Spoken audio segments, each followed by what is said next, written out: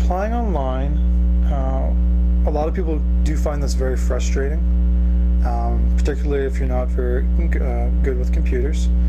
The important thing is to take your time and fill it out and be accurate. A lot of times with online applications, they are trying to test you as an applicant around how efficiently maybe you can fill something in, but more importantly, how accurately you can do something. I think a lot of employers want to know that somebody's going to take their time and fill something in properly, then rush through it thinking that it's a time test. So that's probably my best advice for that. A lot of online applications you can save and go back to. So if you're finding the time's not right to fill it out, close it, open it up another point when you have the time. It shouldn't be a rush thing. You should make sure if they say it's going to take you an hour to fill it out, give yourself 2 hours so you're not. The decisions are made a little faster. They're not always made any better. It's online has its benefits yes, and drawbacks. it's the only way the government does most of its hiring.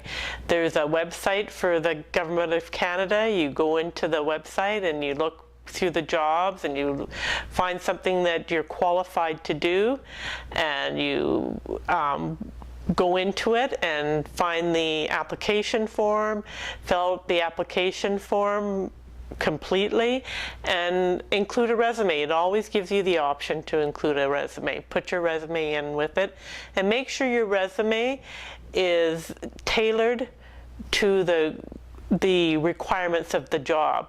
If the job is for procurement, then make sure you give examples. Any drawbacks? I like it. I like it because it gives me insight. I can go in, because I get a lot of applications online, right? I can go in, I can read the resume if they have the availability or whatever, right? All that stuff. It's all on there. It gives me a picture before I even call them. So I can call them and say, okay, you sent me your resume, this is what your resume says, this is your availability, whatever, right? And then, yeah, I like it. I do like it, yeah. I think it's easier than doing let's say you come in and you just sit down, you give me a resume, I have to read it in front of you, I don't have time to study it, what does it actually say, if everything is spelt right, things like that. Because those are things I look for. The spelling, everything tells you a lot about a person. I've had resumes forwarded to me to go in with the ones dropped off at the door, and nowadays that is becoming the standard. People are really moving away from paper to online applications. The thing to remember with online is